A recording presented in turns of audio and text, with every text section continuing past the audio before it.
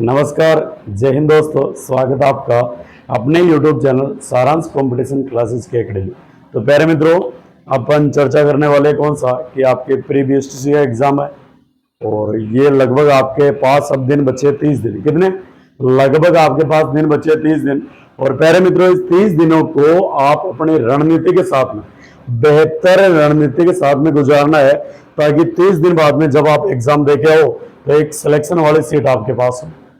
तो प्यारे मित्रों, जैसे ही बच्चा 12th का एग्जाम देता है और देने के बाद में जैसे ही वो एग्जाम पास करता है 12th वाला, और 12th के बाद में वैसा फिर वो फॉर्म भरता है BSTC। किसमें भरता है? BSTC में फॉर्म अप्लाई करता है। और इस बार का मामला थोड़ा सा ऐसा रहा कि जैसे बच्चे ने फॉर्म फिल किया और फिल करते हुए सब जस्ट 1 महीने बाद में आपका एग्जाम। तो जो 12th पास आउट बच्चा है उसको तो ये भी पता नहीं लग पा रहा है कि किस चीज को पढ़ना है और किस चीज को छोड़ना है। तो काफी दुविधा वाली बात है। तो इस 30 दिन के अंदर अपनी जो तैयारी है उसको किस प्रकार अपन धार दे सकते हैं, तो चले मित्रों बात करते हैं इस विषय के बारे में। तो इसमें जो अपना महत्वपूर्ण मुद्दा रहने वाला है कि अपने जो BSTC के फॉर्म कब से स्टार्ट हुए वो हो गए, लेकिन इसकी लास्ट डेट कितने फॉर्म भरने की वो है प्यारे मित्रों 31 मई। कितनी है? 31 मई। तो आपके पास समय है कि आप इसमें क्या अप्लाई कर दो, फॉर्म अप्लाई कर दो। अप्लाई करने के बाद में बात करें प्यारे मित्रों कि एग्जाम डेट अपने पास कितनी है? 30 जून 2024। कितनी है? 30 जून 2024 अपने एग्जाम डेट है। और शेष समय अपने पास कितना बचा है? 30 दिन। अब आप किस प्रकार से 30 दिन का मैनेजमेंट करो कि आप पेपर को अच्छे से निकाल पाओ। और कोई प्यारे मित्रों, अगर मैं बात करूँ ना कि राजस्थान में अगर सबसे इजी वाला पेपर कौन सा होता है, तो वो पेपर होता है प्री BSTC का। इसके अलावा राजस्थान का कोई सा पेपर इजी नहीं होता कंपटीशन वाला। बात करेंगे ये जो आपके पास 30 दिन, मात्र कितने दिन? 30 दिन। इस 30 दिनों में आप किस प्रकार से अपना अच्छी तैयारी को धार दे सकते हो। तो प्यारे मित्रों ध्यान से सुनना। इन 30 दिनों में जो शुरुआत के आपके 15 दिन, कितने दिन? शुरुआत के जो आपके 15 दिन है, यानी 15 जून तक। कितने जून तक? 15 जून तक प्यारे मित्रों आप क्या कर सकते हो, अपना जो कंटेंट है, जो आपका सिलेबस है, उसका जो कंटेंट है, उस कंटेंट के संपूर्ण टॉपिकों को अच्छे से तैयार कर सकते हो। उन टॉपिकों के अच्छे से नोट्स बना के उनको तैयार कर सकते हो। और तैयार करने के बाद में वैसा आप 16 जून से, लगभग कितने जून से? 16 जून से प्यारे मित्रों जो आपके ओल्ड पुराने मॉडल पेपर जितने भी आपके एग्जाम हो रखे STC के, उन्हें 16 जून से ध्यान रख लेना कि ओल्ड पुराने मॉडल पेपर करने शुरू कर देना। कौन से पेपर? मॉडल पेपर करने शुरू कर देना। क्योंकि अगर बच्चों ने भी जस्ट 12th दिया है तो बेचारों को अभी तो वैसा 15 दिन तो लगभग सिलेबस कवर करने में लगेंगे। कितने दिन? 15 दिन तो सिलेबस कवर करने में लगेंगे। फिर उसके बाद में अगर सिलेबस कवर भी नहीं, मॉडल पेपर निकाल रहे हैं, तो आंसर वैसे ही नहीं आएंगे उनको क्वेश्चनों के। तो सबसे पहले अपना कंटेंट तैयार करना 15 जून तक। इसके बाद में अपन को मॉडल पेपर उठाने हैं। इससे पहले भी लेकिन आपको एक महत्वपूर्ण काम करना, जैसे आपने वैसा इस कंटेंट के अंदर जैसे आप जीके पढ़ रहे हो और जीके में आपने टॉपिक पढ़ा वैसा राजस्थान में 1857 क्रांति, जैसे आपने क्रांति पढ़ी तो उस क्रांति से रिलेटेड वैसा ओल्ड क्वेश्चन पढ़ लो कि एग्जामों में किस प्रकार के क्वेश्चन आ रहे हैं, क्या अपन जो कंटेंट पढ़ रहे हैं वो सही है गलत है, क्या अपन सही दिशा में पढ़ रहे हैं कि नहीं पढ़ रहे हैं। बहुत बार ऐसा होता है कि जैसे प्री BSTC है अपना एक छोटा मोटा एग्जाम है, इस एग्जाम के अंदर वैसा बहुत सारे विद्यार्थी क्या कर लेते हैं, बहुत हाई लेवल तक की बातें पढ़ लेते हैं। यानी प्री BSTC का सिलेबस भी वही है और जो आपके RS प्री का जो सिलेबस है वो भी वही है, लेकिन आपको अंतर क्या करना है? लेवल का। किसका करना है मित्रों? लेवल का। ध्यान रखना प्री BSTC में आपको बेसिक चीजें सारी क्लियर होनी चाहिए। कोई जरूरी नहीं कि आपको डीप बातें है, लेकिन आपके जो बेसिक कंसेप्ट है, बेसिक जितना भी नॉलेज है वो आपका क्लियर होना चाहिए। उसी के बेस पे आप पेपर निकाल लोगे। ठीक है। बात करेंगे आपने वैसा 15 जून तक कंटेंट अच्छे से तैयार कर लिया। और जैसे मैंने बताया आपको कि जैसे आपके 15 जून तक के मामले में आपने क्रांति पढ़ी 1857 क्रांति, इसके ओल्ड क्वेश्चन देख लो। आपने वैसा राजस्थान में जैसे क्लास संस्कृति में बात करी कि राजस्थान की जनजातियां, तो जनजाति के प्रश्न देख लो। राजस्थान के लोक देवता, तो पुराने क्वेश्चन देख लो। इससे आपको आइडिया लग जाएगा कि किस प्रकार के प्रश्न आ रखे। ठीक है। अब यहां से बात करें कि 16 जून से तो फिक्स है भाई, आप मॉडल पेपर करना शुरू कर देना। जितने भी आपके मार्केट में पुराने आज तक जितने भी आपके पेपर और रखे हैं प्री BSTC के, मार्केट में जाना आपको मॉडल पेपर मिल जाएंगे और मॉडल पेपर लाके भाई साहब आप क्या कर लेना, उनका दौरान कर लेना, ट्यूशन देख लेना, ट्यूशन आपको आ रहे कि नहीं आ रहे। इसके अलावा बात करें प्यारे मित्रों कि अब बहुत सारे विद्यार्थी ऐसे होंगे जो भ्रमित होंगे, उनको लगेगा कि भाई साहब जैसे लाइब्रेरी जाएंगे तो 2-4 मित्रों के नोट्स देखेंगे, यार ये भी अच्छे नोट्स है, ये भी अच्छे, ये भी पढ़ लूं वो भी पढ़ लूं। ऐसा नहीं करना। आपने जो कंटेंट तैयार किया, आपने जो अपने ऊपर मेहनत की है, आपने जहां से कोचिंग की है, कोचिंग वालों ने जो नोट्स लिखवाए हैं, चाहे कैसे भी लिखवाए हो, वो सबसे सर्वोपरि उन नोट्सों को अच्छे से पढ़ना है। बाकी इसके अलावा एक किताब लानी है। कितनी किताब? एक किताब लानी है, और एक ही किताब को वैसा बार बार पढ़ना है। एक किताब ध्यान से पढ़ लोगे प्यारे मित्रों, तो जितना भी अगर आपको सिलेक्शन करवाना होगा ना, वो किताब और नोट्स आपके सिलेक्शन करवा देंगे। जरूरी नहीं कि आप एक टॉपिक को 10 किताबों से 10 बार पढ़ो, ऐसा कहते इंपॉर्टेंट नहीं है। ऐसा नहीं कि आप एक टॉपिक को 10 किताबों से पढ़ो, बल्कि इससे इंपॉर्टेंट है कि आप उसी एक टॉपिक को 10 बार पढ़ लो, एक ही कंटेंट को, यानी उसी टॉपिक को आप 10 बार पढ़ लो, मामला बैठ जाएगा। ठीक है, ज्यादा नोट्सों के चक्कर में नहीं उलझना कि उधर वाले नोट्स भी ले ले, उधर वाले नोट्स भी ले ले, उधर वाले पढ़ ले, किसी और के अच्छे लग रहे वो भी ले ले।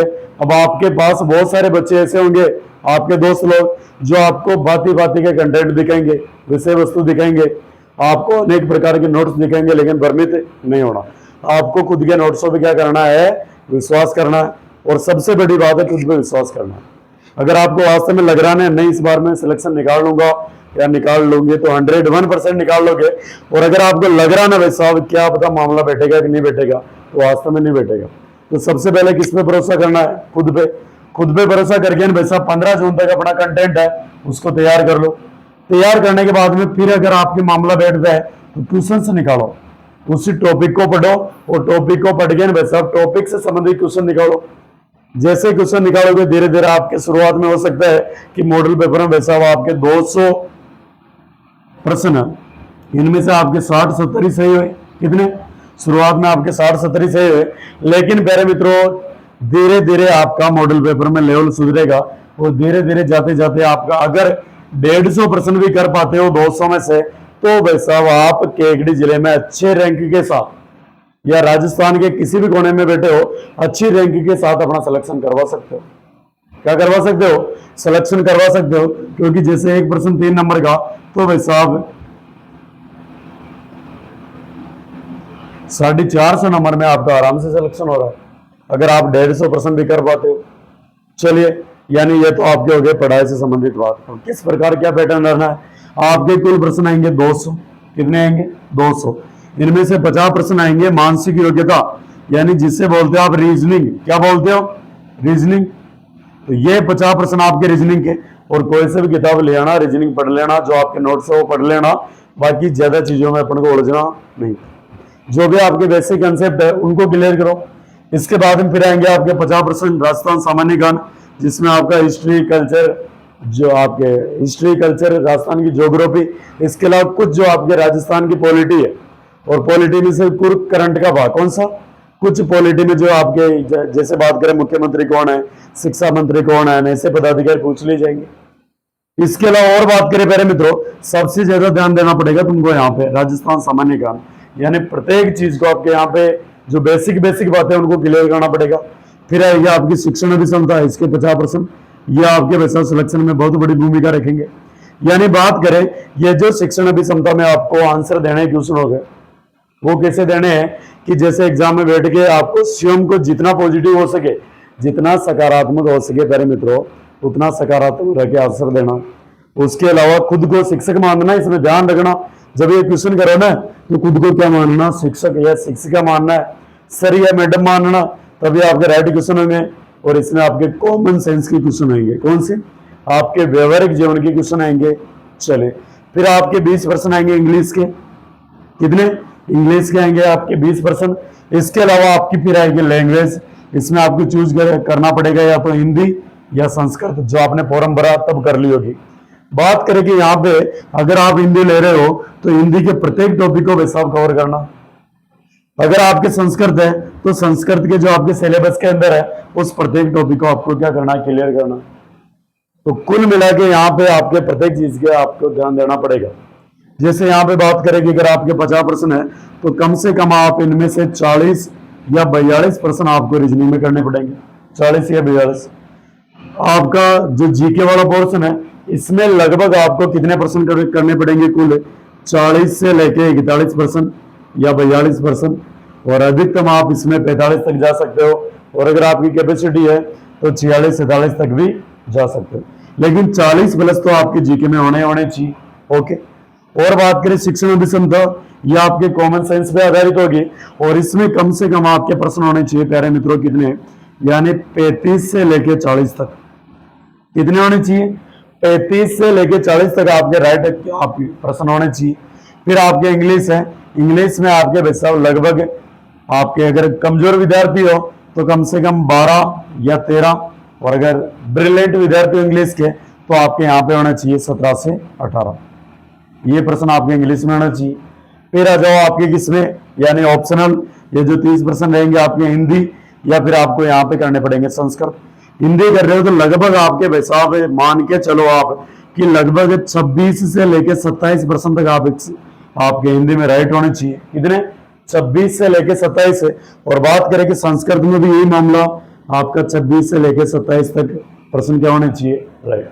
इस लेवल से अगर आप प्रश्न करोगे तो आराम से अपनी एक जो सीट है वो सुनिश्चित कर पाओगे, और राजस्थान में आपकी मनचाही जो कॉलेज है उससे आप एसटीसी करके, और 2 साल बाद में भाई साहब जैसे रेट की वैकेंसी आती है उसमें फॉर्म अप्लाई करके, और भाई साहब आप 5 तक हमारे साथ बन सकते हो, शिक्षक बन सकते हो।